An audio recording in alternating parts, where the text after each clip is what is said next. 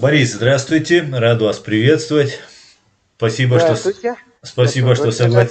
спасибо, что согласились ответить на мои вопросы.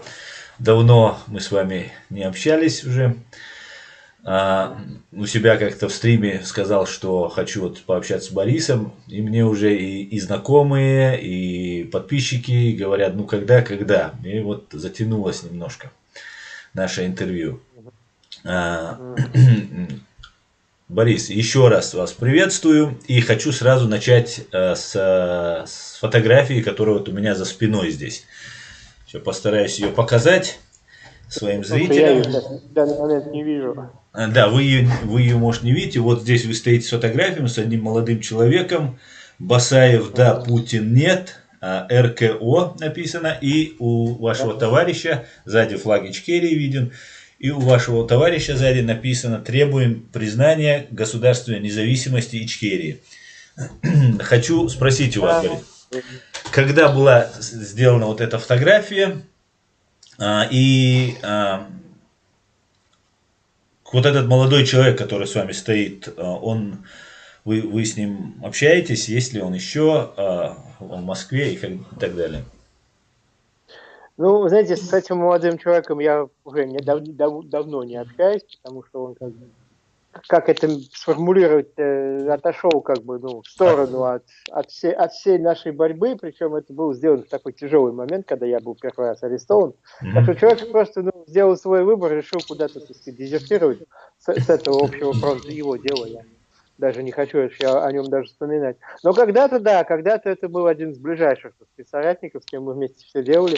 Мгм. Фотография эта сделана, ой, могу даже точную дату, по-моему, 23 октября 99 года. Как раз мы вот проводили первый самый пикет на Пушкинской площади в Москве против, так сказать, начавшейся второй войны, значит, русско-чеченской. Вот. Просто, ну, у меня было такое ощущение, что вот эта свистопляска началась, да, появился Путин, взорвали два дома, и все, и тут как бы как валом вот это все пошло как бы в одну сторону, все буквально как с ума посходили, всех понесло вот туда, вот Путин, значит, все такой великий, такой замечательный, такой герой, значит, чеченцы это, значит, террористы, там бандиты, все это, значит, шквал вот этот вот безумный совершенно поток всякого бреда несся, СМИ его накачивали, я прекрасно помню, вот, что творилось. Вот. У меня было такое ощущение, что протестовать, видимо, собираюсь я один, что никого Мгм. больше нет. Я начал как бы искать, вижу, что никого нет, все в восторге там, так сказать, поддерживают борьбу с терроризмом, так Мгм. называемую, вот, который Путин там развернул. Ну, понятно, что взорвали два дома не зря, да, чтобы истерику такую, панические настроения, так сказать, создать. Вот их создали. Вот. Никто не осмелился против выступить, голос возвысить. Вот. У меня было такое ощущение, что я один, видимо, готов. Я решил, что если я никого не найду, кто готов был бы протестовать идти вместе со мной, я пойду один, а что остается делать. Вот. Но промолчать было уже невозможно, потому что они, ну, я как бы сначала не верю, что они решатся второй раз, но они решили второй раз напасть. По-моему, 1 октября сначала начали бомбить, потом танки пересекли границу, если я не путаю, это было 1 октября. Вот как раз тогда это все и происходило. Я начал как бы лихорадочно искать, кто бы еще мог подключиться, кого можно было бы организовать хотя бы для какого-то протеста. Вот я нашел там какую-то группу людей, своих там всяких старых знакомых. Вот. И вот, к сожалению, мы этот пикет долго оформляли, долго готовили очень, потому что, ну, по неопытности там надо было тогда, я не знаю, как сейчас, тогда надо было за 15 суток там, по-моему, подавать заранее. Мы Мгм. как-то неправильно, я там этим занимался неправильно, там сначала бумаги оформили, нам их вернули, и в результате мы вот проволандались, к сожалению, долго, и только вот 23 октября мы впервые, ну, но мы тогда легально вышли. Сейчас это уже не имело смысла, но тогда у нас было разрешение официальное от префектуры. Мы могли там час или сколько там, два, может, не помню, могли там легально стоять достаточно долго, менты там нас формально как бы охраняли, вот. И могли, если кто-то подходил, могли разговаривать. Но если пресса какая-то, так сказать, пришла, там я делал рассылки по прессе, вот. Если кто-то приходил из журналистов, могли поговорить, могли там дать интервью, чтобы нас, ну, не уволокли тотчас же, как мы вышли там через минуту, а чтобы можно было действительно стоять и разговаривать, и общаться. Вот это было самое первое мероприятие, прошло, но удачно. От него даже был, ну, какой-никакой резонанс там в прессе был, я тоже помню. Вот. Ну, это, я вам скажу, это был очень смелый шаг, который вы сделали тогда. Я помню, я тоже следил тогда за событиями очень внимательно. Тогда 4 дома было взорвано. Буйнакский, 2 в Москве. Вы, наверное, про московских 2 дома говорите, которых в сентябре Да. взорвали. И когда уже в Волгодонске взорвали, и после этого, когда уже в Рязани задержали сотрудников ФСБ 23 сентября, Патрушев сказал, что это были учения, и 24 сентября началась массированная бомбардировка окрестностей города Джохара. И я вам скажу, и это же, ну как бы это же не просто так все это было. До этого была такая массированная подготовка информационная. Чеченский след, чеченские там террористы, чеченский захват заложников. И выйти с таким плакатом и сказать Басаев да, Путин нет, это, конечно же, ну, просто вызвать на себя шквал огня, который, в принципе, вы вызвали, и потом вы отсидели в общей сложности 12 лет за то, что... И я вам хочу сказать, Борис, искреннюю благодарность за то, что вы сделали. Вы в самое трудное время для нашего народа, когда над нами творился геноцид, а вторая война, по многим опросам многих участников этих событий, и говорят, это была ну, просто убийство просто народа, даже худшего, чем в первую русско-чеченскую войну. Вы стали вот рядом с народом, который подвергался геноцидам, и разделили эту участь. И можно без сомнения сказать, что вы являетесь войнахом, нашим человеком, который вот разделил самое трудное время. Благодарю вас, низкий вам поклон, и некоторые такие же люди, как вы, погибли, к большому счастью, вы выжили, хотя провели 12 лет в концлагере, и я знаю, что это такое, и об этом мы тоже хочу с вами еще тоже обсудить этот вопрос. Борис, вот в это время, когда вот вы выходили, на что вы рассчитывали? Ведь весь мир и вся Россия просто в истерике билась и не обращала внимания даже на то, что в Рязани были задержаны ФСБшники, не обращали внимания, что Патрушев назвал это учениями, и начинали убивать людей. На что вы рассчитывали? Почему вот зная, что вы пострадаете или даже погибнете, вы пошли на это? Ну, понимаете, я, в общем-то, не рассчитывал, конечно, что я, так сказать, своими силами, что наша там мизерная кучка, которая вот вышла, что мы остановим это все. Но как бы здесь уже, понимаете, ситуация была совершенно такая пиковая, критическая, да, и весь расчет был только на то, что промолчать мы не можем. Ну, я, по крайней мере, не мог промолчать. Творилось такое, что ну, так или иначе, ну, надо было, так сказать, когда все вдруг, ну, всех понесло вот в эту сторону, да, все побежали, задрав штаны за этим Путиным, все поверили в этот так называемый чеченский терроризм, в эти бредовые измышления, которые распространяло телевидение, тогда я тоже помню. Вот. Ну, единственное, что оставалось, это выйти просто наперекор вот этой лавине, так сказать, этому потоку. И там уж как будет, снесет, значит снесет, но, по крайней мере, я выйду и не буду, так сказать, мне не будет стыдно перед самим собой, что вот я просто промолчал и все, как бы.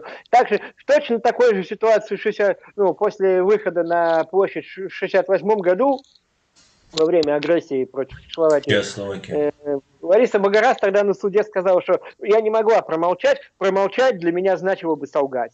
То есть согласиться с вот этим вот всеобщим одобрением со стороны советского народа, то есть, по сути, значило бы солгать. Я был точно в такой же ситуации, потому что это была тоже агрессия против, так сказать, другого народа и государства, и уже не первого, и связанная с геноцидом, и промолчать было ну просто невозможно. А расчета, конечно, не было ни на что. Только на то, что я выйду и скажу, а там пускай делают, что хотят, совершенно не имеет значения. Это похоже на одно предание мусульманское, где небольшой пожар, и муравей таскает воду. Ему говорят, ну ты же не сможешь потушить этот пожар. Он говорит, ну зато моя совесть будет чиста, и перед Богом я могу сказать, я сделал все, что мог. Большое спасибо, Борис. Конечно я помню, знаете, на ту же самую тему, я помню, Новодворская когда-то сказала, это, ну, там, в частной беседе, но при мне, что мы должны вылить свой стакан воды в лесной пожар. Да, совершенно Это то верно. же самое. Это очень, очень правильно. Сделать мы ничего не можем, но молчать неприемлемо просто внутренне, по мотивам, так сказать, по мотивам личной совести. Вот все. Стакан воды принести и вылить лесной пожар. А, Вот еще в Первую войну при жизни буквально за несколько месяцев до своей смерти Джохар Дудаев сказал, если это не остановить тут, в Чечне, вот это взорвавшихся политиканов, которые разжигают эти войны по всему миру, что это разрастется до невероятных масштабов. В принципе, мы уже видим, что это уже разрослось до невероятных масштабов, и виной этому, конечно же, является российский народ, который не вышел вместе с вами, не сказал свое вот это веское или резкое слово «нет», что мы против. Нет, делайте это, но не от имени нас. Вот просто достаточно было сказать. Вот именно, вот в том-то и дело, да. Знаете, я вот пока сидел 12 лет по лагерям и тюрьмам, общался как бы там с уголовниками, да, с некоторыми людьми на воле переписывался, в интернете, вот, ну, я в интернете общаюсь всегда, и до ареста, и между двумя сроками. Я очень, знаете, очень много раз, особенно вот по тюрьмам, это, знаете, яркие впечатления. Вот эта публика, эти, так сказать, россияне простые, вот знаете, глубинный народ, как сейчас начали говорить с подачи Суркова, вот, они на полном серьезе, вот когда какие-то темы такие, значит, всплывают в разговоре, когда, ну, объясняешь им, вот, то есть для меня это азы, самое элементарное, как дважды два четыре, да, что если люди избрали власть, они отвечают за ее действия, они несут ответственность. Совершенно В верно. Конституции статья какая, вторая или третья, я не помню, что власть в Российской Федерации принадлежит народу, то есть народ вручает мандат там президенту, правительству, да, и они действуют не сами по себе, а от имени народа. Для меня это азы. Но эти товарищи, вот эти вот россияне, они вот так выпучивают глаза, да как это, да при чем здесь мы? Мы ни при чем, ты что это, как это мы отвечаем за Путина? Нет, он сам там делает, он нас не спрашивает, мы никакого отношения не имеем, он что хочет с генералами со своими, то и творит, а мы ни при чем. Они абсолютно категорически вообще не приемлют эту мысль, что они несут ответственность, потому что они это избирали, ну и как минимум потому, что они не протестуют, да, можно же выйти протестовать. Российское телевидение очень любит вот эти смаковать вот эти вот, ну, массовые беспорядки и какие-то уличные такие радикальные акции в Европе. В Европе они регулярно проходят. В Европе полно анархистов, всяких левых и так далее, которые забрасывают полицию камнями, коктейлями Молотова, чем угодно. Там это часто бывает. Вот. В России это все показывает, это как бы никто не скрывает. Наоборот, типа, вот как хорошо, что у них там, значит, такое творится. Подача как бы такая. Но в России даже близко никто не попытается. Они максимум могут вот, ну, как сейчас, вот, да, они выходят с голыми руками, так сказать, там, с плакатиками против вот этой вот, ну, полиции до зубов вооруженной. Вот, никакого серьезного отпора, и то выходит кучка, мизерная совершенно. Вот, никакого серьезного отпора, никаких попыток повлиять на власть, действительно, ну, так сказать, одернуть ее, да, сказать, что типа не от нашего имени, мы не давали мандата, даже близко ничего нет. Даже близко. Они действительно считают, что Путин сам по себе. Он как бы не спрашивает, он действует сам. То есть они как бы, ну, я на это обычно говорю, ну тогда вы признаетесь публично, что вы рабы. Вы не граждане, потому что граждане это те, кто избирает власть, ее контролирует, с нее может спросить, может ее сменить в любой момент, да, это граждане. Они основа, а власть от них зависит. А если от вас ваша власть никак не зависит, и вы типа как на выборы ходите, типа там какие-то бумажки в урны опускаете, но на самом деле власть вас вообще ни о чем не спрашивает, вы на нее не можете повлиять, значит вы рабы. Тогда так и скажите, мы рабы.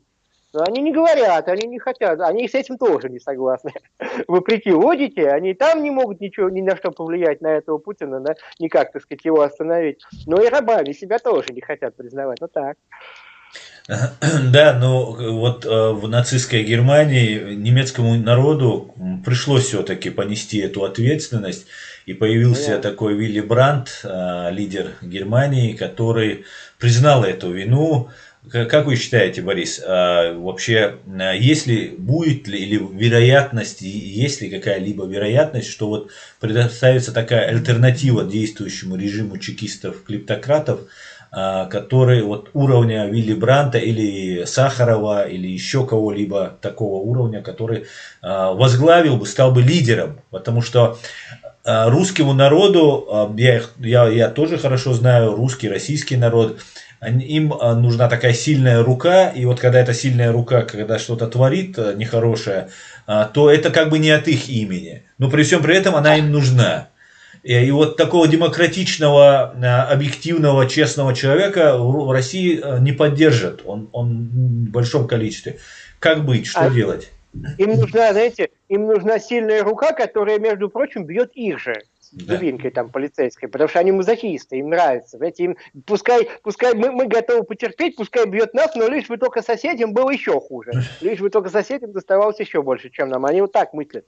Вот. Понимаете, насчет немцев, да, вы правильно говорите, вы совершенно правы. Я просто давно уже думаю, я об этом даже писал, что немцам пора бы уже, в общем-то, уже можно было бы прекратить каяться за свое, так сказать, прошлое в 20 веке. Они уже достаточно за это каялись. А русским, наоборот, надо было бы начать. Вот там уже достаточно, там уже можно даже прекратить. А русским надо было бы как раз начать, потому что они, наоборот, гордятся и ставят памятники Сталину, и все свои преступления воспринимают как подвиги. И детей учат, в учебниках пишут, да, что это все подвиги, что они депортировали там кучу народов с Кавказа, с других мест, они депортировали целыми нациями, устроили геноцид, там, устроили коллективизацию, собственный народ тоже, так сказать, подвергли геноциду и все прочее, и прочее. Это все у них подвиги.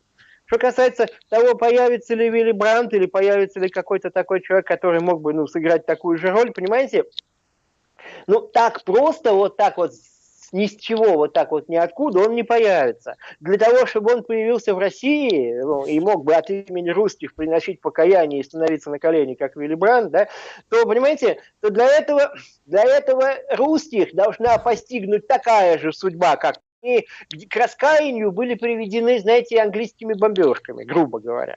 Вот когда их страну разбомбили всю напрочь, вообще все города в руинах лежали, страна была оккупирована несколькими армиями, разделена на части, 45 лет существовала в расколотом состоянии, вот тогда действительно, так сказать, по крайней мере для Западной Германии, это было, была жесткая программа денацификации в Западной Германии, соответственно, внедрена, да. Изначально все жители, так сказать, все немцы считались, изначально виновными по умолчанию в преступлениях режима, да, вот. И только потом в результате, так сказать, там ряда процедур могла быть установлена большая или меньшая степень вины, но виновными изначально и по умолчанию считались все. Вот когда так будет поставлен вопрос в отношении русских в России, когда вот такие исторические катаклизмы, так сказать, с ними произойдут, на них будут бомбы падать или еще что-то, они реально пострадают и искупят свои преступления, вот тогда, может быть, появится некий русский аналог Вилли Брандта. Тогда, в результате вот этого. Но не так просто и не сейчас. И не то, что там Путин умрет, допустим, и вот что-то такое прогрессивное на его месте там появится. Ничего не появится. Из того, что есть, может вырасти только следующая стадия того, что есть, это то, что было всегда. Чтобы реально что-то изменить, нужны очень радикальные катаклизмы. Или немецкий вариант 45 года, или японский, или что-нибудь подобное. Или хотя бы, я не знаю, самое минимальное, знаете, такой light, что называется, вариант. Это югославский еще есть вариант 99 года. Когда тоже там радикально изменилась, так сказать, парадигма на государственном уровне. Да. То есть нужна такая шокотерапия, нужна, без которой народ не проснется.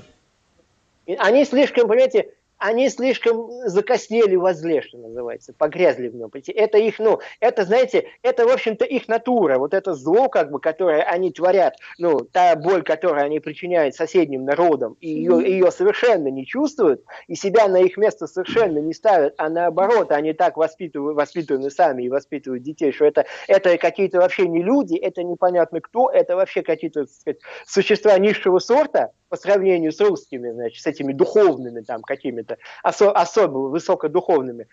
Это все это их натура.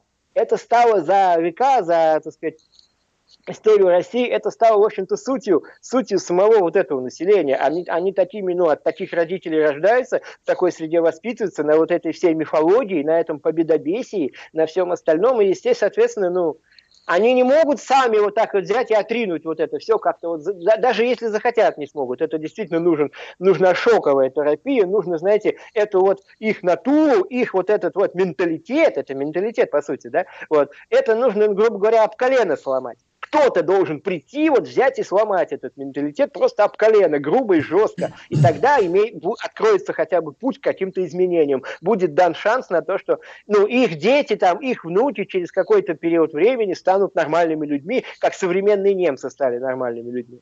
Вот. Не сразу, а через одно, через два поколения, через какое-то время. Вот. Тогда будет хотя бы дан шанс. А если просто так путь по течению и говорить электорату то, что электорат хочет слышать, чтобы тебя избрали, так сказать, каким-то там президентом или еще кем-то, вот, завоевывать симпатии, это чистый популизм, да, то ничего не переменится, потому что любой реформатор, который придет, который захочет там, мягкими средствами, так сказать, через законы, через вот эти вот все парламентские процедуры что-то изменить, он ничего изменить не сможет, потому что эта историческая вот эта вот, традиция, она давлеет над всем, она его захватит и перемелет в своих жерновах, и он тоже станет таким же этим самым имперцем, шовинистом и сторонником реставрации империи, тоталитаризма и всего прочего. Вот и все. Только сломать об колено это может. По-другому это никак нельзя изменить. Сломать об колено, Борис, ядерную державу очень сложно, а внутри это все будет уничтожаться на корню, просто в зародыше. Как только лично вы, например, начали что-то делать, и вы знаете, чем это закончится. Некоторые погибли. Уничтожается на корню. Я, знаете, как сформулирую? Да, естественно, это чудовищно сложно. Это, сейчас в данный момент это, просто немыслимо. Но не то, что немыслимо, а некому просто этим заниматься. Есть отдельные примеры, где, так сказать, один человек может там, долгие бои вести там с большим количеством собравшейся полиции и этой пёсгвардии, да, он вооружен хорошо, он может долго с ними воевать. Вот, просто нет желающих таких, кто бы готов был жизнь свою положить, да. Вот. Я, знаете, как сформулировал? Что ты сам писал где-то об этом несколько раз недавно, что отсутствие хирурга должной квалификации не делает неверным сам диагноз. Вот то, что я сейчас говорил, по сути, я просто ставлю диагноз, что вот вылечить можно вот только так. Если у нас нет хирурга, который бы за это взялся, это наша проблема, да, это, так сказать, серьезнейшая проблема, но сам диагноз от этого не меняется. Вылечить можно вот только так. Или вообще никак. Вариант вот только такой остался. Все остальное было перепробовано за последние десятилетия. Когда была перестройка, когда рухнул коммунистический режим, то ведь казалось, что наконец-то все, так сказать, на этой земле, наконец-то, впервые за 70 лет или еще за несколько веков, наконец-то все, наступит нормальная жизнь, будут, так сказать, демократия, как в Европе, мы будем жить нормально, как цивилизованная страна. И что? И где, как говорится? Ничего даже близко. Все это прошло через короткий период оттепели, да. Я отчетливо помню, что уже, знаете, уже году в 94-м стало ощущаться, что так ветерок задул в обратную сторону. Уже это стало чувствоваться, что настроения изменились, и настроение людей, массы, так сказать, где-то общаешься, слушаешь, что говорят, настроение прессы, уже потихоньку стал ветерок дуть в обратную сторону. К концу 90-х это уже отчетливо совершенно ощущалось, что массы, масса населения, миллионный запрос, как бы такой даешь, хотим назад в совок. Хотим обратно. Да, Сталина подавай. Да, Сталин был все более и более популярен, везде писали, книги о нем выходили, все это стало возвращаться назад с бешеной скоростью. Результатом стало что? Избрание Путина, потому что Путин это, он сам такой же, про него кто-то хорошо говорил, что Путин, конечно, он циник и прагматик, и готов работать под то, на что есть массовый спрос. Если бы в России был бы в это время массовый спрос на либеральную демократию а-ля Соединенные Штаты Америки, конечно, он бы работал под либерала, под демократа и толкал бы речи в таком духе, лозунги, так сказать, чисто либеральные. Он бы это все говорил просто, чтобы быть там во власти, чтобы его избрали и чтобы там держаться. Но поскольку запрос был на возвращение в СССР, на коммунизм, на сказать, социальное равенство, так называемое, в виде все отнять и поделить, то он а для него понятно, что его собственное нутро, поскольку он КГБшник, да, его собственная эта глубинная суть, его нутро, это тоже, конечно, скорее Сталин, чем либеральная демократия. Это совершенно очевидно. То есть ему никакого труда не составляло слиться в экстазе со своим электоратом, так сказать, дать массам то, что они хотят, тем более, что он и сам такой же, и сам из этих масс. И у него с ними общие ценности, общий, так сказать, базис, общий этот фундамент, основные базовые ценности, все совпадают. Понятно, что они слились в экстазе, и вот сейчас они только, последние годы там начали бухтеть, что им, значит, родное государство их мало кормит, значит, пальку уменьшил Путин и миску отодвинул, так что они теперь достать не могут. Они скулят, что у них теперь желудочные, так сказать, проблемы начались. Им, так сказать, урезали вот это содержание от государства. А до этого они были в полном экстазе. Я прекрасно помню, как они верещали от восторга, какой прекрасный новый, значит, молодой президент, там спортивный, не пьющий, такой замечательный. Это все, ну, на ура проходило. Там день рождения его праздновался как вообще национальный праздник основной. Вот. Когда Крым захватили, какая тут вообще была ту самую радость Эйфория. Да-да, я помню. Вот так. Вот тогда вот сейчас, возвращаясь к ситуации, вы сейчас находитесь в Украине, возвращаясь к ситуации или затрагивая ситуацию в Украине, хотелось бы спросить, вот по моему вот убеждению, Россия не отстанет от Украины. Вот пока она, вот одна из двух пока не победит, как сказал Джохар Дудаев, на непримиримых они сейчас схлестнулись, и Украина перестанет существовать, ее ждет та же судьба, которая сейчас досталась Чечне, в случае проигрыша, конечно.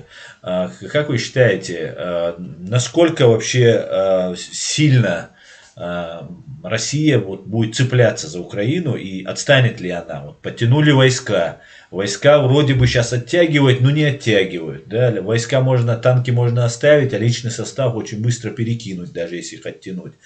Вот насколько вероятность большой войны с Украиной против Украины, России? Вообще, что вы думаете? Ну, вероятность, к сожалению, очень значительная. К большому сожалению, вероятность. Сбрасывать это со счетов никак нельзя. Вот. Конечно, от Украины они не отстанут так просто, естественно, потому что, ну, и Кавказ для них важен. Ну, Кавказ вообще, как бы, они же, ну, они же изначально записали Чечню в субъекты федерации, еще когда принимали Конституцию, опирались в основном на это. А с Украиной им сложнее, потому что Украина, во-первых, независимое государство, все-таки она признана в мире как независимое государство. Во-вторых, она гораздо больше, в ней больше народу. И у народа тоже есть такие нехилые традиции сопротивления, начиная там с давних веков, ну, особенно, конечно, во времена Второй мировой, они недаром все орут, что вот там нацисты, бандеровцы, значит, такие сети, вот это, ну, имя Бандеры их заставляет, так сказать, в нервную дрожь их бросает, так сказать, от имени Бандеры до сих пор. Вот. Да. То есть война, скорее всего, да, война еще, видимо, предстоит, расслабляться нельзя ни в коем случае. Вот. Но я очень надеюсь, что они не смогут завоевать Украину, что это, так сказать, если они решатся на такую большую войну, на нападение такое массированное на Украину, я думаю, их ждет жестокое поражение. Украинцы будут стоять насмерть, отстаивая свою страну. Украинцы модернизировали армию, потому что в 2014 году армия была, конечно, в таком небоеспособном состоянии. Но сейчас там вот было президентство Порошенко, и он как бы прикладывал все усилия, в основном благодаря его усилиям. Армия модернизирована, армия большая, серьезная. Надо ее как бы вооружать новейшим оружием, они закупают вот эти беспилотники у Турции, которые вот себя показали во время последней Карабахской войны в том году. Вот. Я очень надеюсь, что армия, ну, будет достаточно серьезно вооружена, будет стоять насмерть, и Россия потерпит сокрушительное поражение. И многие пишут, что с этого поражение в этой украинской войне может начаться вообще крах режима Путина, что его, так сказать, что режим не удержится после такого сокрушительного разгрома. Ну, на это, конечно, очень хочется надеяться, я не знаю, насколько это реально, но надежда на это есть, что если они влезут в такую авантюру по-настоящему, то получат так, что это будет крахом режима, дай бог. Потому что, знаете, и в книгах по истории России об этом как бы говорилось, много я читал, как бы, и имел возможность прочитанное сравнить с той реальной политикой, которая вот в новостях по телевидению или на улице, я вот, допустим, выходил в России и участвовал в каких-то политических событиях уличных. Понимаете, российское руководство, оно не действует вот, ну, по какой-то логике, по какому-то заранее просчитанному разумному плану действий, чтобы учитывать, так сказать, плюсы и минусы, там, выгоды, проигрыши и так далее. У них нет такого. Они действуют по инстинкту. У них вот это внутри где-то заложено, там зашито, вот этот инстинкт, хватательный рефлекс. У них зашито вот это в подсознании, это иррациональное совершенно стремление захватить все, до чего они могут дотянуться, отстроить как можно круче вот это имперское величие, восстановить этот СССР, загрести все то, что когда-то было их, и успело, так сказать, от них освободиться. Они и Польшу, и Финляндию тоже не против вернуть обратно. Все это знают прекрасно. Они много раз об этом говорили. Там, я помню, что еще в 2000 году у Жириновского, когда он там уже был зампредседателя Госдумы, у него в кабинете висела карта России, где Польша и Финляндия были тоже присоединены к России. Уж не говоря о Украине или прочем. То есть это их просто, вот это стремление, оно на уровне рефлекса. С этим ничего сделать нельзя. Можно только дать как следует по рукам, если они будут тянуть руки, и по башке желательно. Так, чтобы уже насмерть. Вот и все. А уговорить их или как-то объяснить им, или как-то логически доказать, увещевать, чтобы они этого не делали, бесполезно.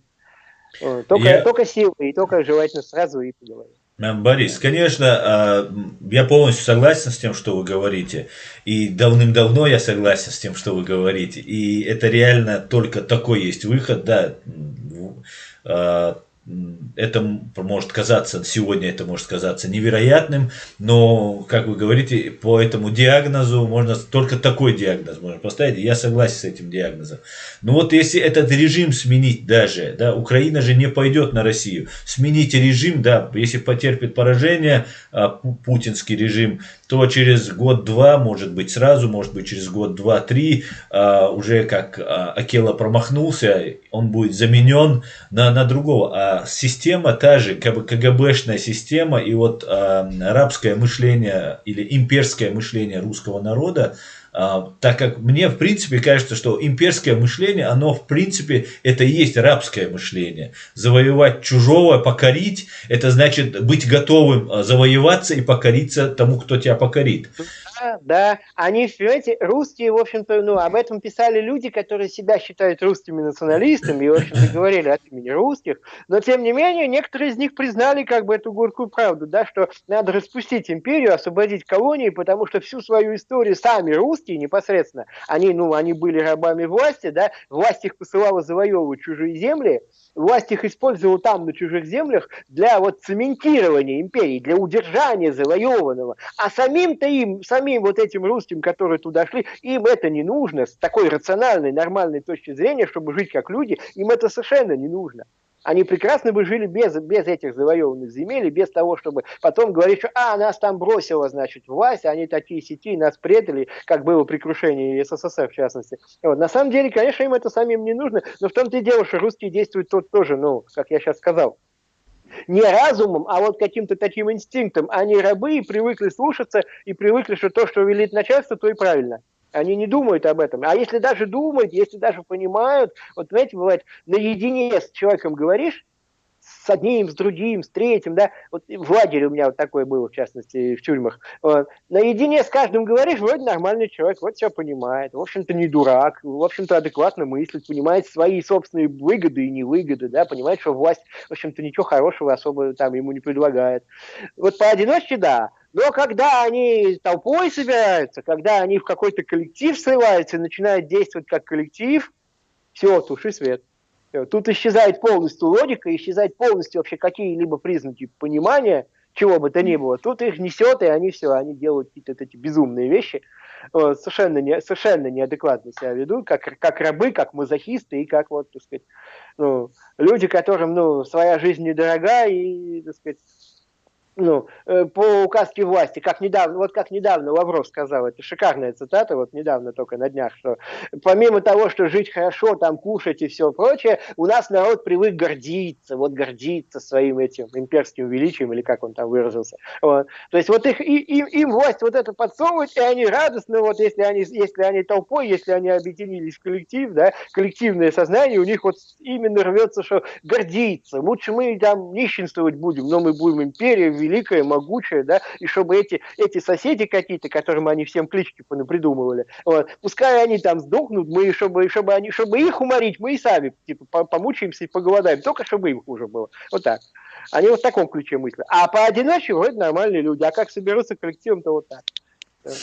Значит, тогда опять же приходим к тому, что нужно их разделить. Но и разделить их может только те страны, те, например, западные страны, или же Китай, или, например, возьмем Соединенные Штаты Америки. Ну, с учетом того, что у России есть ядерное оружие, и тот боевой арсенал, который она на самом деле не утилизировала, а только укрепляла, как выясняется.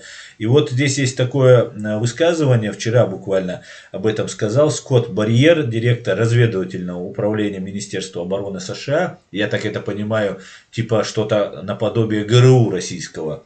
Или там, да? Российские вооруженные силы представляют собой экзистенциональную угрозу для США.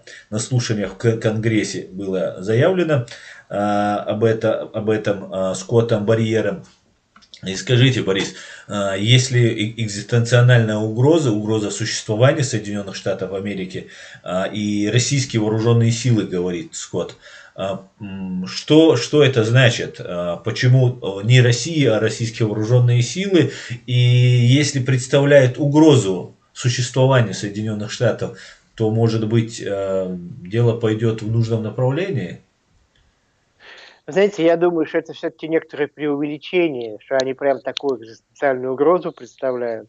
Ну, бог его знает, может быть, ему виднее, конечно, он как бы занимает там высокую должность, я-то сужу просто как комментатор, вот читаю в интернете, могу это комментировать. Но мне кажется, что это все-таки, ну, понимаете, там, ну, чем выше пост, чем выше вот эти верха, как бы, государственной иерархии, тем там люди осторожнее, умереннее, они вот любят там 7 раз отмерить, по русской пословице, прежде чем 1 раз отрезать. Я вообще думаю, что понимаете, Путин, Путин и вся его банда, вот эта вот как бы нынешняя российская власть, они вот как раз, они понимают только силу, и когда с ними разговаривают жестко, без компромиссов, они хвост поджимают. Это как бы проверено. Да.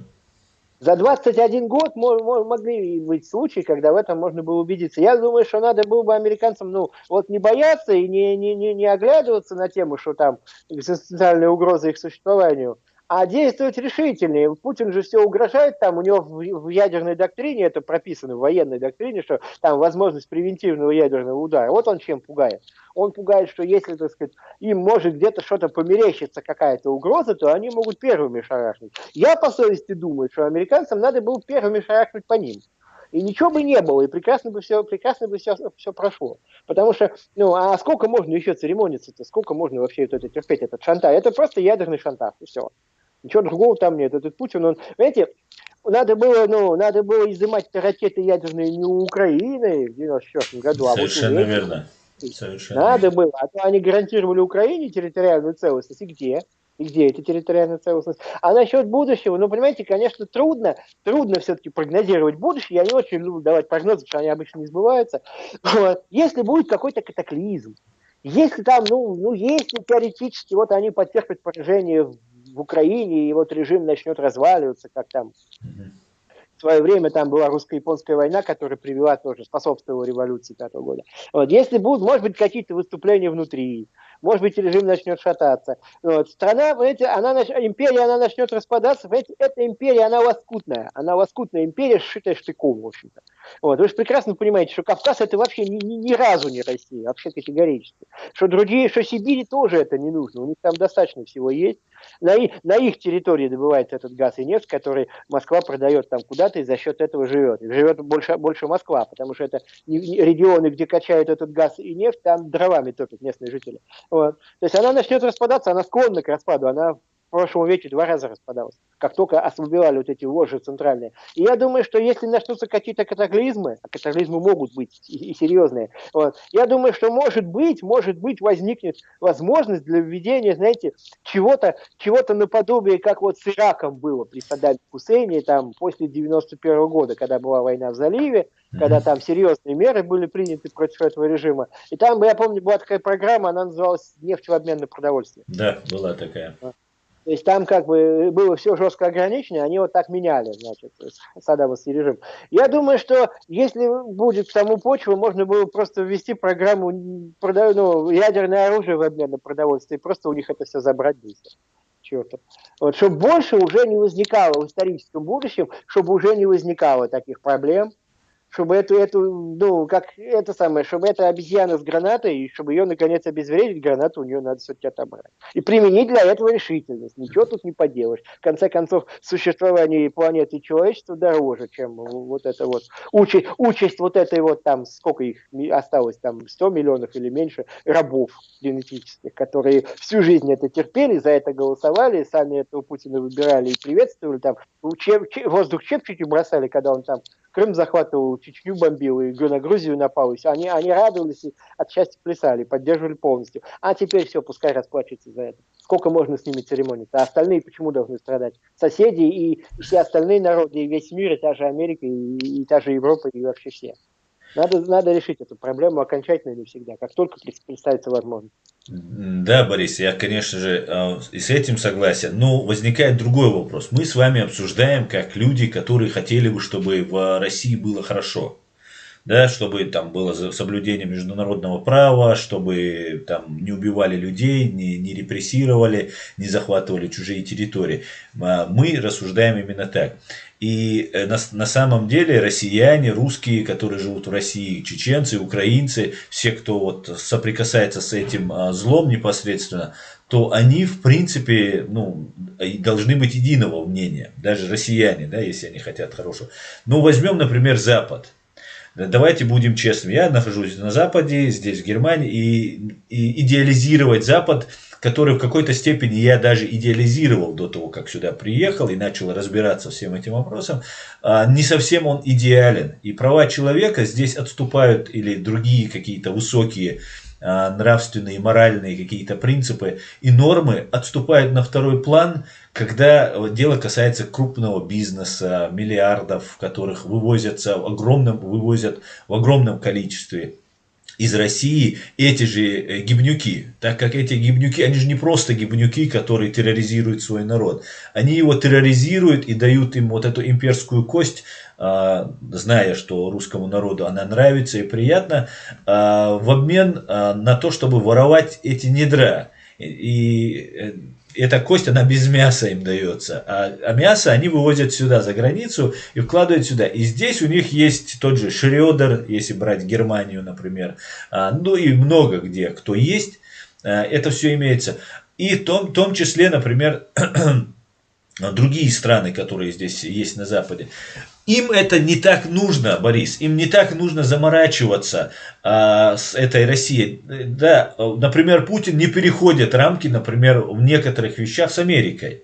Он может даже там позволить своему Соловьеву что-то говорить по телевизору, но вот чтобы вот конкретно вот выступить, да, он как пес виляет хвостом перед Байденом, потом перед Трампом, смотрит в глаза ему, как собачонка, так, чтобы лишний раз встретиться с ним, пообщаться и показать внутри своей страны, что вот этот человек, ну, этот Путин, он принимаем в мире там, и так далее.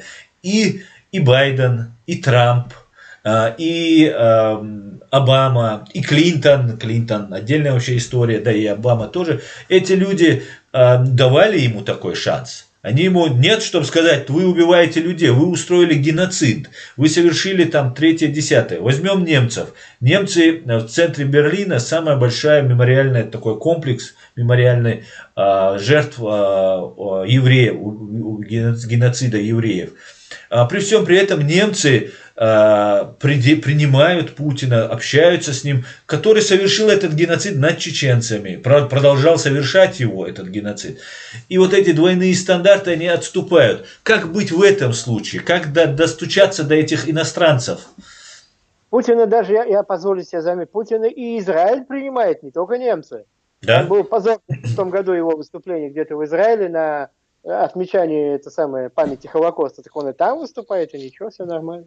Да? Вот. Как достучаться? Вот это сложный вопрос. Вот именно в это все упирается. Знаете, американцам-то все-таки проще, легче, потому что их единственное, что задевает вот из всей российской армии, о которой мы говорили, это, ну, там, средства доставки, как это называется, да, ядерного оружия. Суворов же писал, что Советы долгое время блефовали, угрожая Америке, потому что у них средств доставки-то не было. Заряды ядерные были, а ракет-то не было, которые могут, или одна там была в лучшем случае, которые могут достать Америку. А так, в общем-то, Америке по барабану, она далеко. А вот с Европой другое дело, да, я вот Меня вот просили, ну, выступить, там в Берлине проходит лагерь такой, как бы, палаточный, в Да, да. центре города, вы, наверное, слышали, да, с 9 апреля по 9 мая, вот, чтобы, ну, доносить это до Запада, вот это все, что, так сказать, все вот эти темы, о чем мы сейчас говорим, вот. И, короче говоря, надо пытаться доносить, надо, так сказать, долбить им вот это, ну, а как еще-то? Что остается? Запад, Да понимаете, они-то ну, понимают, Борис, в том-то и дело. Они же все прекрасно понимают, что нарушаются права человека. Но когда дело касается крупного бизнеса или коррупционной составляющей, то иногда ты делаешь вид, что не замечаешь. понимаете, бизнес, да, это вот пока, ну, грубо говоря, пока существует бизнес, пока вот это все эти схемы работают, то да, конечно, деньги дороже, выгода им может быть дороже тем, кто получает эту выгоду. Я просто к чему говорю? Я не знаю, насколько они себе представляют, но я себе хорошо представляю. Понимаете, надо всегда обращаться к корням и смотреть вообще, с чем мы имеем дело. Вот то, с чем мы имеем дело в Москве, как бы, ну вот, на востоке, грубо говоря, от Европы, да, это что вообще такое? Понимаете, это, ну, если копнуть поглубже, по сути, это Орда. Да? Это вот та самая Орда, еще, ну, монгольская Орда там времен 13 века, которая вот двигалась, да, вот это вот, знаете, ну, всадники на низеньких лошадках и с тучей стрел перед собой, которые разрушали города, которые, ну, убивали тысячами там людей, да, разоряли эти земли и неслись дальше. Это просто Орда, которая, ну, сносит, она несовместима с культурой, со вседлой жизнью, со всем этим, да, это варвары просто. Вот. Но с тех пор, понимаете, вот Москва была улусом Золотой Орды какое-то время, достаточно долго. Потом они вытеснили эту Золотую Орду, Орда распалась, и Московия сама стала, так сказать, Московской Ордой, по сути. Она переняла именно такой образ жизни, мысли, политики и всего. Она сама стала Ордой. Вот. Да, да. И вот, собственно говоря, вот из этого надо исходить, потому что изначальной целью Орды что было? Завоевание вот этого всего пространства, как они называли, до последнего моря. Они про Америку не знали и понимали так, что вот там, где Атлантический океан, кончается Европа, там кончается мир. Все, вот они рвались туда, к последнему морю. То есть, понимаете, как они это делают? Они вот как в 13 веке, они просто двигаются, грабят, завоевывают и сносят все, убивают людей тысячами. То есть вот что грозит людям, которые предпочитают бизнес с Россией, крупные предприниматели, что им грозит? Им грозит вот это, что, ну, что будет все снесено, они будут убиты, все будет предано огню и мечу. Ну, так, сейчас, конечно, не стрелами из луков, да сейчас танками это будет. Вот, и ракетами, типа Град или что-то такое. Вот это им грозит. Страна будет завоевана, стерта в пыль. Вот. Потом, если будет какое-то установление, приедут эти местные чекисты, возглавят здесь администрацию из какой-то местной, ну, шелупони, как вы знаете, ну, и в Чечне такие есть, вот, которые там руководят от имени Москвы. Вот. И будут действовать совершенно варварские, чудовищные российские законы, которые там карают за все. Да? И Да, сидеть придется ехать куда-нибудь в Сибирь. Потому что да. если Сибирь будет, ну, это все будет завоевано Москвой, то они будут туда отправлять. Вот Совершенно так. верно, совершенно То верно. есть грозит вот такое, грозит полный апокалипсис. Стирание к черту этого всего, завоевание, Да, насаждение Борис, ну преступного смотрите, террористического режима. Какой бизнес к черту? Какие вообще, о каких прибылях можно говорить, когда грозит вот это? Если им потакать, то они придут, в конце концов, рано или поздно. Они каждое потакание, каждую уступку воспринимают как слабость и как приглашение переть дальше, наступать и, так сказать, сносить все. Так вот. Так совершенно надо. верно. Борис, смотрите, Украина у себя в Конституции прописала, что она будет двигаться в сторону Европы, европейской интеграции и так далее, и так далее.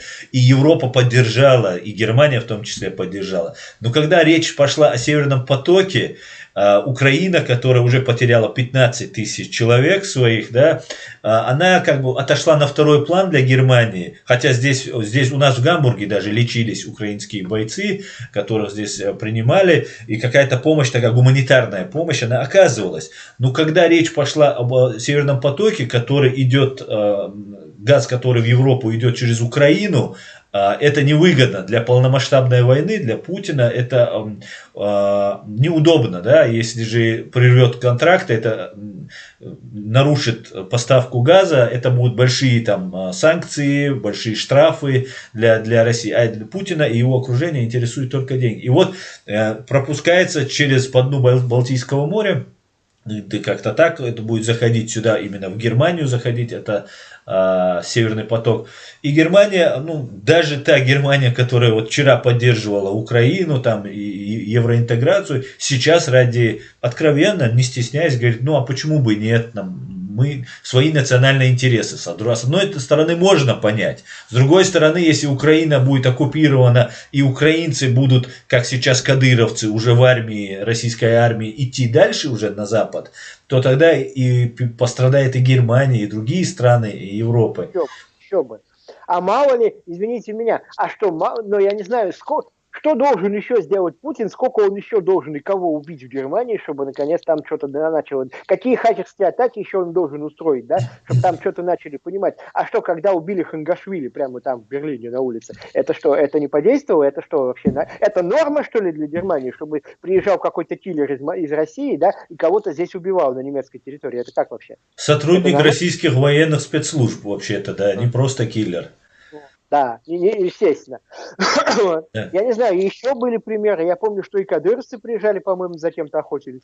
Охотились, здесь убивали и чеченцев. В Германии тоже они охотились.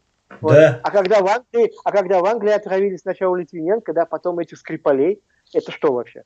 Я не знаю, знаете, я не представляю, что надо еще, какие еще факты должны быть, какие убийства. Борис, более того, здесь в Германии был взрыв автобуса футбольной команды Дортмунд-Боруссия несколько лет назад. Им оказался русский террорист, который написал записку, что он игиловец там и так далее. Но вот они на исламский вот этот терроризм хотели все это спихнуть.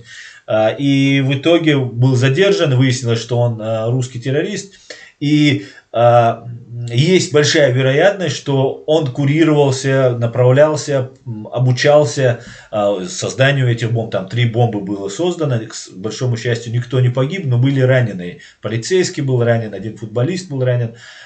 И несмотря на это, как бы делается вид, нет, это не государство. В Чехии происходит взрыв складов с вооружением, применяются новички, и более того, я считаю, лично я глубоко в этом убежден, что вот этот коронавирус, это тоже не просто так появившаяся вещь, и именно я это еще считаю, что европейцы и западные лидеры западных стран знают, что это искусственно вброс вот этой заразы. Я не исключаю. И именно поэтому у нас здесь не снимается вот этот режим усиления, режим карантина. Более того, у нас ввели комендантский час с 10 часов вечера, с 22:00 до 5 или 6 утра у нас комендантский час. И как бы, это противоречит всякой логике. Днем тебя этот коронавирус... Да, коронавирус не берет, а ночью он берет, получается, да, если делается. И я понимаю, склоняюсь к тому, что все-таки они понимают, что вот этот коронавирус, за ним может последовать какая-нибудь бубонная чума, о которой эти же россияне неоднократно, по крайней мере, было такое заявление от одного ГБшника по виду, что может быть и больше удар. Поэтому ситуация, конечно же, понимает, трудно, конечно, во всем этом разобраться. Что вы думаете по этому поводу? Надо, я понимаю, что проблема, так сказать, в головах руководства. Да, руководство вот такое продажное, трусливое и ничтожное совершенно, которое старается, как-то лавировать и больше деньги хочет заработать, чем, так сказать, спасти свою страну и свой народ. Вот видите, мы с вами об этом говорим. Я готов об этом говорить, я как бы это понимаю, мне есть что рассказать. Вот мы с вами об этом говорим, но по-русски, и смотреть будут только русскоязычные, да? Да. Вот. Если бы где-то можно было это на немецком канале или на немецком телевидении, где бы немцы это могли слушать в переводе на немецкий, было бы тоже здорово и даже еще лучше. Вот. Потому что, надо до них это доносить. Видимо, те, кому есть что сказать, у них нет трибуны такой достаточно высокой, чтобы было достаточно хорошо слышно. Вот. А те, кто там могут что-то говорить, они склонны к компромиссу с Россией, да, к лизанию задницы Путину, грубо говоря. Вот так. Да, совершенно верно. Борис, тогда возвращаясь к той же, опять же, Европе, Западу и поддержке Запада оппозиционных сил, скажем так. Я, например, очень хорошо знаю этот ландшафт и небольшое количество оппозиционеров в России, которые есть, так как если вы немножко уделяете этому времени, вы прекрасно знаете, кто настоящий, а кто имитирующий, симулятор. И мы все прекрасно знаем, что вот отравили Навального, его привезли сюда, здесь он там был почетным гостем Ангелы Меркель, потом его попросили, или он сам решил поехать в Россию и так далее. И сейчас сидит в тюрьме, как бы был отравлен, попытка отравления, которая, в принципе, очень сложно было разобраться, что здесь правда, что здесь нет. И вы, как человек, который отсидели 12 лет, прекрасно знающий внутренние распорядки вот этих концлагерей, видите, как, например, видели, как Навальный во время суда в этом отделении полиции, где когда он только-только прилетел, призывает людей выходить на митинги, ему никто не мешает призывать это, никто, незаконно выходить на митинги. Потом он оттуда поступают от него сообщения систематически, да, там он там сообщает, там я там поел это, я не спал, голодовка и так далее. Как вы все это видите? И потом будет следующий вопрос. Расскажите по этому поводу. В чем дело? У меня столько ощущений, что это, разводка, фарс просто какой-то. Да, он сидит в полиции, значит, говорит, меня только что вывели из камеры, сказали, что к адвокату, а тут какой-то суд, да, сидит, я просто помню сцену, сидит, жестикулирует там рукой, и отчетливо видно, что у него на руке обручальное кольцо. Он, говорит, в камере сидел. Когда сажают в камеру, когда даже на 48 часов задерживают, обыскивают, естественно, все ценности забирают. Кольцо должны снять. Он не мог в камеру попасть с кольцом на руке. Как это вообще? Откуда оно взялось? Так же, как он, пишет, интересно очень, что он в Инстаграм пишет регулярно, значит, сообщения из самой режимной, как они говорили, его сторонники, самая режимная зона в России, самая жесткая такая, самая ужасная. Тем не менее, он их пишет. И не так часто, как адвокаты. Адвокаты к нему, наоборот, считается, что там с трудом могут прорваться, адвокатов не пускают, они еле-еле там на какие-то считанные минуты там пробиваются, да, а он, значит, типа он через них передает. Во-первых, он пишет чаще, чем они должны к нему могут вообще ездить. Во-вторых, кто-то в интернете нашел, что там, рассматривал это, видимо, подробно, что там прямо остается сообщение, техника имеет такое свойство, вот эти сообщения оставлять, там, что отправлено с айфона. Да. Вот это просто там отметка ставится. Если ее не стереть, она такая ставится, что отправлена с айфона. То есть он, почему адвокаты не могут просто сфотографировать его рукопись, да, вот просто фотографию его рукописи выложить? Получается, что они сидят, набивают, у них типа времени много. Адвокаты обычно очень занятые люди, им некогда. У них же не один Навальный, у них еще есть. У каждого свои. Да, это было бы более честно, если сфотографировать почерк Навального и выложить, было понятно, что это письмо от Навального, а не написал какой-нибудь там помощник Навального. Да. Когда он выложил свое фото, значит, знаете, у меня тоже такие фото были, когда приезжаешь, тебя там рост измеряют и одновременно фотографируют вот на такой, рядом с такой линейкой. Да. Так по ней получается, что у него 197 роста, а изначально был 189. А некоторые говорят, дальше еще меньше. То есть он типа как вырос на 8 сантиметров, чудесным образом, вообще непонятно как. Потом там есть люди в интернете, я как бы на них подписан, в Фейсбуке вот читаю некоторых таких людей, которые очень дотошно копают эту тему, которые, сравнивают вот эти видеокадры там с камеры наблюдения в бараке, которые непонятным образом вдруг попали в интернет. Вообще загадка, как они попали. Там еще какие-то, вот это недавняя видеоконференция с Бабушкинским судом вот была. Сравнивают просто с портретом самого Навального, и как бы четко видно, что там, совершенно другой человек. Вот. Не только выше ростом, но там и линия плеч там другая совсем. И, в общем-то, и черты лица там очень размытые у этого Навального, который в лагере якобы. Но все равно видно, что не совпадает. Видно. А для чего делается, Борис? Нельзя просто посадить того же Навального. Они же своих агентов сажают, если надо. Чтобы как бы для легенды. Бог его знает. Может быть, для него это слишком. Понимаете, понятно, что это их агент, потому что человека раскручивали столько лет. И, в общем-то, я думаю, что какие-то... Знаете, я не верю в то, что он вот так вот и с такой отвагой, с таким вот, мужеством каким-то там, как в омут бросился. Я тоже. Это самое, чтобы, значит, знаешь, отсюда прямо в аэропорту, да? Это как, знаете, в графе Монте-Кристо там этот Аббат Фриа говорит, такой поступок слишком благороден и потому неестественен. Так же здесь, не бывает такого.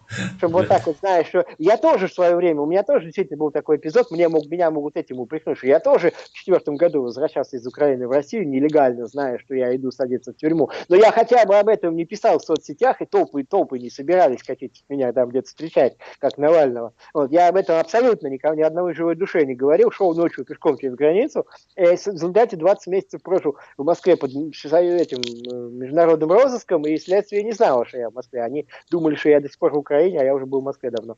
Вот. Но, по крайней мере, я хотя бы не ставил все целей таких мазохистских, вот специально всех оповестить, чтобы там уже ждали с наручниками. Да, идти, добровольно идти в плен, да? Тут как-то, да, совершенно неестественно, совершенно просто.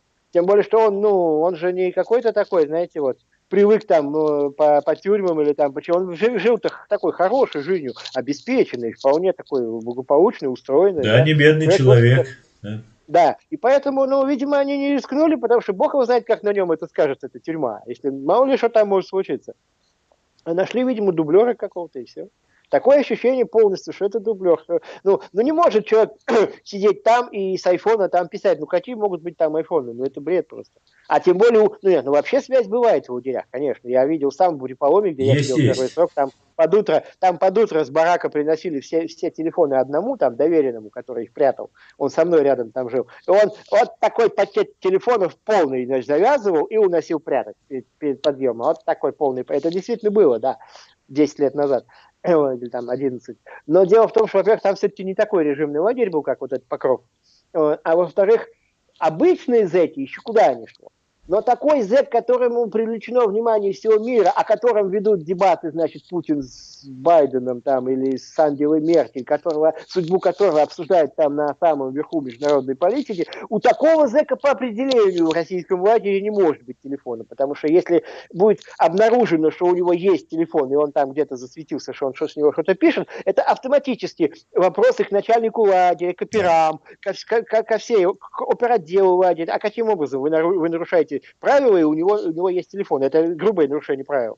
Они никогда не допустят, чтобы им могли поставить на вид, что они ему разрешили, нарушили собственные правила. Они очень за себя боятся и перестраховывают очень сильно. Я это хорошо знаю по себе. Они близко не допустят, так же, как они близко мне не допускали, чтобы я вторым сроком, когда на меня был там в Перми, когда я сидел в Перми, там был заказ ФСБ, пермской ФСБ, сразу же меня держать в жесткой изоляции, там без всякого телефона, без ничего. И действительно никакого... Один раз мне случайно в камере попал телефон.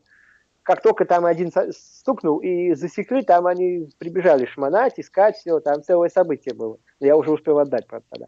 Вот. То есть не может быть там у него у Навального телефона, если он на самом деле там сидит. А с другой стороны, я прекрасно понимаю, что я знаю, как бывает. Я действительно просидел 12 лет, 3 судимости и все такое, 2 раза арестовался. Я знаю, что пока человека судят, пока вот он мелькает в прессе, там на суд к нему можно ходить, поддерживать там его, пока о нем есть какая-то информация, вроде он на слуху, да, вроде это медийная персона, о нем там пишут где-то, что-то говорят. Когда уже осудился, уехал в лагерь, все, отбывать там с приговором, а тут на подходе следующий политический процесс, опять кого-то посадили, опять судят, опять все. Вот эта карусель, она вот так крутится, и того, который уехал в лагерь, его забывают. Да. Он как бы отошел в прошлое, все, он уже там сидит, сделать уже все равно ничего нельзя, к сожалению, и уже все. И он теряет свою медийность, о нем начинают забывать.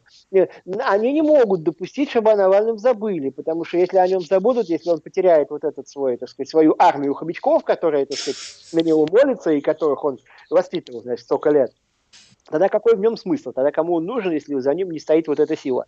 Вот. И поэтому он должен поддерживать свой вот этот образ, свою вот эту вот медийность, все время мелькать, все время, чтобы его комментировали, обсуждали, чтобы он был и полный интернет этого одного Навального с его инстаграмом, с его там всеми посланиями в Твиттере, комментариями и так далее. Вот. И поэтому он должен писать эти посты и все время говорить, что с ним будет. Иначе о нем забудут, и он перестанет интерес какой-то представлять. И все. Вот это, да, эта стратегия, она как бы вот так выстроена. Он должен быть все время на гребне обсуждения, к нему должен быть прикован массовый интерес. В этом его как бы смысл, как полезная фигура для, так сказать, режима. Вот и все. Поэтому он пишет это регулярно. Борис, Борис, известно, что Путин, что тактика, стратегия Путина руководить страной на протяжении вот этих 21 года заключалась в том, чтобы стоять над схваткой, а вот эти разные группировки, которые имеются, им позволять между собой грызться и иногда быть таким рефери и как бы даже иногда поддерживая их вот эту грызню и так далее, да, разные группировки есть. Есть группировки, которые ненавидят Кадырова, Кадыров ненавидит некоторых других там, ну и их несколько вот этих там таких, как их называют, башни Кремля или еще как-то они там называются. И вот недавно есть такой швец, живет в Америке, знаете его, наверное, Я слышу. бывший сотрудник КГБ, по-моему, Советского Союза, который живет сейчас в Америке. И вот он говорит, что Патрушев является вот конкурирующей стороной Путина, одной из, уже Путин уже там списанный материал, там уже Путин уже слаб, и Патрушев, а реально Патрушев все эти годы управлял, имел Россельхозбанк, его сын был директором этого Россельхозбанка, не очень богатый человек Патрушев, тот человек, который взрывал дома, в 99 году с тех пор. Он еще был руководителем, когда Путин работал КГБ у Путина, когда говорят. И Патрушев все это время возглавлял РОШ, региональный оперативный штаб в Чеченской Республике. Это такая организация, куда входили замы, в основном замы МВД, замы ФСБ, замы министров обороны и так далее. И это непосредственно люди, которые творили этот геноцид, да, эти военные преступления.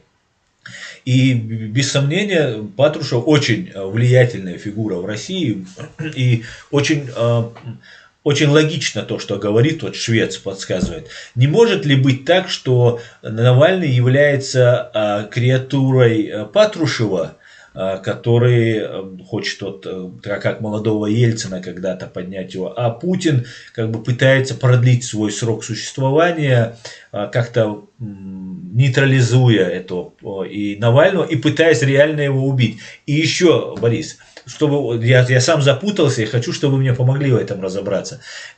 Есть ситуация, когда вот Bellingcat разбирается, они звонят, тоже, короче, невероятные такие вещи, ну, целый такой блокбастер получается, такой сериал. И с этим даже, в связи с этим даже один чеченец в Фейсбуке написал: хватит кормить Навальным, потому что каждый раз какая-то что-то новое появляется, и по аналогии хватит кормить Кавказ, хватит кормить Навальным. Вот такая вот ситуация возникает, и Навального поддерживают, ну скажем, если поддерживали бы просто европейские лидеры какие-нибудь, да, которые заинтересованы в смене режима там, или они подкуплены Путиным, а есть независимый вот Bellingcat, есть Христогрозев, есть, на самом деле я верю вот этому Bellingcat'у и журналистам, которые там присутствуют, потому что вот сейчас был суд по Хангашвили тут в Берлине, я пытаюсь почти все судебные заседания посещать, но в последнее время не так часто получается. Там тоже присутствовал вот этот Христогрозев, его сопровождает полиция, он по программе защиты свидетелей, там и так далее, и так далее. И он там очень много информации выдает про российские спецслужбы, про убийство Хангашвили, по другим делам, про отравление и так далее. И видно, что люди реально работают и честно работают, профессионально работают. Как это все свяжется, у меня в голове просто не может уложиться. Они-то могут разобраться, что у Патрушева, если это Патрушева креатура, ну, владеет такой информацией, как все это, вот эта каша, как бы вы бы ее могли бы объяснить? И можете вы ее объяснить? Хорошенький вопрос, спасибо. Как разобраться в этой каше? Я тоже, в общем-то, ну, у меня-то уровень как бы наблюдения пониже, чем у этого самого Грозева, поэтому я еще меньше как бы в этом могу, сказать, как-то сориентироваться. Я действительно, ну, насчет того, что это креатура Патрушева, ну, я, конечно, точно вам не скажу, но исключать такого нельзя. Конечно, исключать такого нельзя, это вполне возможно. Я же не говорю, что это там... Я никогда не утверждал, что это вот личный агент Путина, что называется, что Путин там лично с ним знаком и ему какие-то инструкции давал. Путин, может быть, прекрасно, ну, сказать, на полном серьезе к нему вот так относиться, как он демонстрирует, да, там фамилию его даже не называет. А эти чекисты, они могут и без всякого Путина его поддерживать, потому что чекисты — это сила. Вот. И они могут самостоятельную игру свою какую-то вести. Они могут этого Навального сами раскручивать не по заданию Путина, а может быть даже и вопреки Путину, поперек его воли. Потому что об этом же говорилось не раз, что сама тема вот этой вот коррупции, так называемой, разоблачения, там, у кого какая недвижимость, и у кого что есть, там, незаконно и, как бы, так сказать, нелегально, это вообще изначально такая ГБшная тема. Они эту тему любили еще в советские времена у них были вот такие вот мотивы разоблачать там каких-то своих конкурентов или людей там из своей среды. Вот. И все это, понимаете, все эти расследования, которые делал Навальный, много раз же писали, действительно, как это может быть, что вот этот вот, значит, беспилотник летит там над каким-то объектом, значит, чье-то поместье там из верхушки из самой, да, и он его, значит, снимает, и потом Навальный это все показывает. Как это он может там летать и снимать, а охрана куда смотрит вообще? Там же охрана есть. Конечно. Вообще, на государственном уровне охраняемые объекты, это даже не то, что какую-то частную охрану наняли, это государство охраняет там, это как это называется, контора, я забыл. Вот ПСО? это вот служба охраны. ПСО? Да, ФСО. Это, скорее всего, их объекты, они должны это охранять. И Конечно. что-то летает.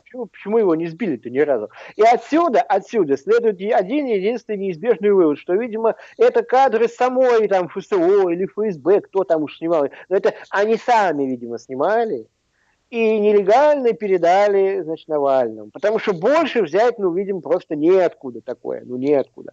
Откуда же еще это может, какие эти непонятно чьи беспилотники могут там летать, снимать. Вот. И, в общем-то, я нисколько не удивлюсь, если та версия, о которой вы говорите, она действительно близка к истине, и с тем же самым Патрушевым. Тогда, да, Патруш — это такая сильная фигура, это, так сказать, давно известный бандит и убийца. Вот. Да. Со взрывов домов еще, да, я все это прекрасно помню.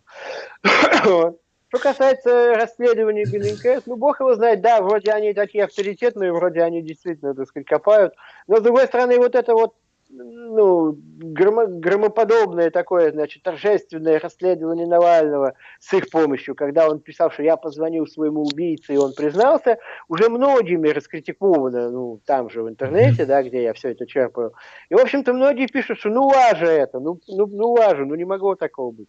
Это просто важно, потому что ни при каких обстоятельствах офицер спецслужб не ставил бы по открытой связи ничего никому. Хоть ты будь помощник Патрушева, хоть ты будь сам Патрушев и так далее. Не может такого быть. И плюс еще там, если очень надо, я могу даже поискать, еще были это расследование, оно там на видео уже заснято, да, оно еще было поймано на ряде странных неточностей. Вплоть до того, что часы показывают одно время, а по окну, когда камера проскальзывает по окну, там освещение совсем не такое, какое должно быть в это время, грубо говоря. То есть какие-то странные такие вещи. Вот. Бог его знает, как они, чем они руководствовались, знали они, в чем участвовать, не знали, я не могу за них сказать. Но вот это, по-моему, пятно на их репутации, если честно. Вот. Да, это тоже, вот эта ситуация меня тоже очень сильно удивляет и вызывает вопросы, на которые нет ответов пока. Я надеюсь, они когда-нибудь появятся, эти ответы. Видно то, что одна группа, которая тянется или говорит, что она готова быть лояльна Западу, борется с другой группой, которая не совсем лояльна Западу. И наши интересы, то есть граждан Чеченской Республики Ичкерия, Украины, России, эти интересы, они отступают на второй план. Здесь уже замена Путина, в принципе... Когда я посмотрел вот это видео, что там, значит, Навального сопровождает из аэропорта в это Шарите, значит, кортеж из 23 полицейских машин, когда я послушал, как его, на каком уровне это все делается... 23 не было, Борис, машин, 23 не было. По-моему, по крайней мере, озвучено было, что 20, сколько было? Там пару машин, наверное, было полицейских, и это тоже очень серьезно. Но, знаете, это может быть так сделано на уровне какого-нибудь миллиардера, который проплатил все это, а так и говорилось, что это миллиардер. Я, может быть, не точно сказал, что именно полицейских, но вообще кортеж был большой. Машин было много, да. Машин было много. Видимо, там всего было их 23, включая полицию. Вот. Я просто помню само видео, я так посмотрел, хотя я видео особо-то не смотрю, но тут я был вынужден просто, мне было действительно очень интересно. Вот, когда я посмотрел на все это, понимаете, странное такое возникает чувство, ну, недоумение, вот как будто, ну, что-то такое явно вот где-то на поверхности лежит, но вот разум это отказывается принимать, да. Ну, не может быть, чтобы человека, который, в общем-то, ну, не сам по себе, он, в общем-то, там ничего особенного в России себя не Не представляет, не представляет. государственный Да. чиновник, и не бог весть там, чем он там руководил, что называется, вот этим фондом своим, принимали здесь на таком уровне, вот, и упорно не замечали всех несостыковок в деле, да, у меня было какое-то такое смутное ощущение, что если, ну, не вся Германия в целом, то, возможно, хотя бы сама Меркель или кто-то из руководства, что, возможно, они в курсе и как-то в доле там с Москвой, бог его знает, что они вроде как участвуют в спектакле, потому что Да. это, по-моему, явно спектакль, и роль Германии, роль как бы немецкого руководства, которое вот это все организовывало, эти кортежи, этот высочайший уровень государства практически, но она какая-то совершенно странная, непонятная, как это может быть, да что, за какие заслуги вот так вот, за Этот что, только за кортеж, то, что... Борис, этот кортеж и вот этот уровень, который поднимается, он рассчитан был чисто на российского зрителя, чтобы поднять, вот на Западе его так поддерживают. Потому что здесь это так не произвело бы впечатление. Здесь и не знали, кто такой Навальный. Но ведь для российской, ну понятно, что в Германии не знает, но ведь чтобы российскому зрителю это показать, это сначала надо на месте в Германии Конечно, организовать, это, ну, конечно. не голограмма, что называется, это реально все, в реальности все было. Вот. Понимаете, я отчетливо понимаю некоторые вещи. Ну, во-первых, самая большая нестыковка, я как бы написал там пару-тройку статей об этом деле, когда еще все это закрутилось еще в том году.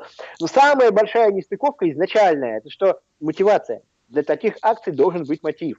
Вот когда со Скрипалем или с Литвиненко, там мотив был совершенно четкий. Они как бы перебежчиков из своей среды уничтожают принципиально. Это как бы давняя традиция, они не допускают, чтобы кто-то, так сказать, мог их называется, кинуть, сбежать и еще их секреты выдать. Вот. Это мотивация вполне понятная. Что касается Навального, который на самом деле ни малейшей угрозы не представлял, а наоборот всегда работал громоотводом и, так сказать, адвокатом режима, там перебивал, знаете, вместо, ну, убийцу мясника кровавого, да, называл вором. Да, Вот, как бы у уголовников есть такое понятие перебить статью. То есть, понятно, что за кражу дают меньше, чем за массовое убийство, за геноцид. конечно. Совершенно несопоставимо. То есть, вот, Конечно. когда он говорит, они воры, этот бункерный дед, он вор, значит, это даже после ареста уже там в Химках полиции. Это адвокатура, фактически, защита путинского режима. Перебивка статьи на значительно более мягкую, и все. Вот. Он не представлял ни малейшей угрозы, а наоборот работал в пользу режима, фактически, профанировал всю оппозиционную деятельность, имитировал ее, как бы, да, и выпускал пар свисток годами. За каким хреном, пардон, его убивают? Зачем? С какой стати вообще? Он там написал вот это расследование, значит, он позвонил своему убийце, я еще текстовую версию, как бы, помню, читал. Там совершенно нелепая мотивация приводится, что, значит, буквально, что я в 16 году решил баллотироваться президентом. Поэтому Путин решил меня убить. Да, было такое. Бред, потому что я прекрасно помню, что до Навального, когда Навальный еще так особо-то и не был раскручен, было достаточно желающих баллотироваться в президент. За 20 лет было достаточно желающих. Был Лимонов в 2012 году, который, ну, не сравнить, действительно знаменитый писатель, всемирно известный. Да, его в России не так знали, как на Западе. На Западе он вообще грандиозная там фигура, русский писатель чуть ли не номер один, вот пока он был жив. Вот. Потом этот, как его фамилия, Ивашов, по-моему, отставной генерал из генерального штаба, пытался, он тоже, ничего себе, генерал. Их очень технично отшили, Лимонов описывал, как его отшили. Ему там просто не дали подписи собрать. Зал абонировал в гостинице Измайлова, значит, снял зал заранее, чтобы проводить сбор подписей за его выдвижение. Пришел, а там говорят, что зал все, закрыт на ремонт, все, типа, аннулировано все, весь договор. Когда он там начал скандалить, там ОМОН сразу приехал. Ну, они стали собирать подписи у себя в автобусе, они там на автобусе приехали, они поставили прямо около гостиницы, там это все оформляли, подписывали этот протокол, а потом ЦИК просто заявил, что поскольку подписывали не по тому адресу, где изначально вот указана гостиница, да, а только в автобусе, это не действительный протокол, все, они не приняли протокол. Очень легко и технично отсекли, не надо, не понадобилось никого травить, убивать, да. ЦИК прекрасно работает, они прекрасно знают, к чему можно прицепиться, они крючкотворы еще те. Убивать не нужно. Вот. А тут, подумайте, пошел в президенты, решил баллотироваться в президенты, убить решили, да ладно, это бред какой-то. Потом, понимаете, убить новичком, ну, как бы, исходя из того, что писали о новичке в отношении Скрипалей, да, когда он как бы впервые вот так вот возник в прессе, широкой. Вот, это, ну, это как из пушки даже не по воробьям, а там, я не знаю, вообще, по комарам. По муравьям. Совершенно безумный способ, да. Вот. Яд очень опасный, да, мгновенного действия, быстро испаряющийся, там, быстро распадающийся. Как его троить? Я до сих пор не могу понять, а как вообще официальная легенда, как ему этот новичок засунули и куда? В трусы ему И самое надо? главное, почему выпустили, Борис? Почему выпустили больного человека, который в Германию отправили, чтобы против... Да, лично Путин дал согласие. Но Да. я просто понимаю, что трусы не могли намазать. Это бред, потому что трусы можно было намазать в гостинице, но он же их одел, он же не в самолете трусы переодевал, пардон, правильно? А этот самый чекист, с которым он там якобы беседовал, сказал, что ну, самолет быстро посадили, поэтому успели. То есть получается, что только трусы одел сразу при смерти. А он тогда был бы в гостинице при смерти, если бы он же трусы в гостинице одевал, а не в самолете, правильно? И совпадение полное. Но с другой стороны, я догадываюсь, почему эта версия была запущена, потому что с момента дело Скрипали было очень громкое, очень такое, я еще в тюрьме сидел, я там по телевизору видел, Да. газеты выписывал, это все мелькало. Вот. Такое ощущение, что, понимаете, раскручивали не только для России, но и для Запада тоже. Слово «новичок» запало, видимо, там на Западе в память многих. Там оно, видимо, зафиксировалось вот с этой историей, поэтому решили для пущей достоверности, для пущей убедительности использовать вот это слово, которое, ну, характерное такое русское слово, да, вот, и, так сказать, использовать это, чтобы, ну, напугать больше, чтобы придать больше там, ну, более ужасающую какую-то картину. Мне кажется, так. Они просто переиграли очень сильно, мне кажется, с этим. Вот. Но похоже, замысел был такой, потому что слово «новичок» там запомнилось. Там оно запомнилось. И вот, наверное, из этого исходили, а само по себе это нелепо. Как его травить новичком? Ну, сидит он в самолете. Как подойдешь и пихнешь ему в нос или куда там новичок ему надо пихнуть, чтобы он умер? Как это вообще было сделано? Если только чуть дотронулся, тут же падаешь. Все, там не может быть, что намазали трусы, и через там 3 дня он одел, пошел в аэропорт, попил чаю, сел в самолет и тут вдруг начал умирать. Такого не может быть. Это яд мгновенного действия. Я понимаю, как про Скрипалей рассказываешь, что мгновенно, только там близко где-то оказалась молекула, все. Вот так, то есть несостыковки дикие, и я не знаю, как могут там немцы не замечать этого, просто не понимаю. Вот. А такое ощущение, что, понимаете, возможно, что, ну, Путин ли это сам санкционирует, или кто еще, понимаете, Путину, ну, в любом случае, ему терять нечего, он уже убийца и давно, и все это знают, на нем клейма там ставить некогда. Но сыграть в том смысле, что вот, ну, этот, типа, жертва тирана, убийцы, значит, преступника, которая там чудесным образом спаслась, и, в общем, ну, поднимается вот как бы эта популярность, там на Нобелевскую премию же выдвигали даже, да? Вот. Что его популярность, его медийность, его вот эта массовая мировая популярность там вообще зашкаливает, он становится вообще такой фигурой номер один, вообще там лавровым венком его там увенчивают и все такое. Вот. И таким путем, ну, такой человек, который, ну, легендирован как выживший там главный оппозиционер, противник режима, ему, я думаю, что ему вполне по силам может быть, ну, если ему как бы он претендент на власть, на замену там старого диктатора, да, ему по силам будет устроить снятие санкций с России. Пожалуй, они купятся, и санкции-то, может быть, даже снимут, если он будет явно введен, так сказать, он будет претендентом на власть вместо Путина. Так, пожалуй, ради такого молодого, так сказать, героического, выжившего вот этого уже почти святого с нимбом, значит, этого Навального, пожалуй, они расчувствуют и санкции-то снимут. И я так думаю, что быть ради этого вся операция вполне возможно. Вполне возможно, да. То есть ладно. Развод уровня, что называется. Такое, мне кажется, еще не было. Да, это уж такого не припомню, чтобы такое было. Ладно, будем наблюдать, будем смотреть, Борис. Спасибо вам, что согласились ответить на мои вопросы. Спасибо, было очень интересно, очень познавательно. Я думаю, дальше будем следить, дальше будем общаться. И я надеюсь, еще не раз увижу у себя вас. Я вам очень благодарен за возможность высказаться, вот, за, так сказать, предоставленную трибуну. Спасибо. Вот. Спасибо большое. Да, я хотел бы обратиться к своим зрителям. Ниже под видео вы увидите реквизиты. Борис Томахин сейчас пока ждет политического решения, которое еще пока нет, как я понимаю. И Борис Томахин инвалид, и нужна ваша помощь, друзья. Реквизиты для тех, кто желает оказать помощь Борису, вы можете увидеть под этим видео. Заранее всех благодарю. Спасибо большое. благодарен за любую помощь материальную. Я просто нуждаюсь и, так сказать, живу только на вот эти вот пожертвования.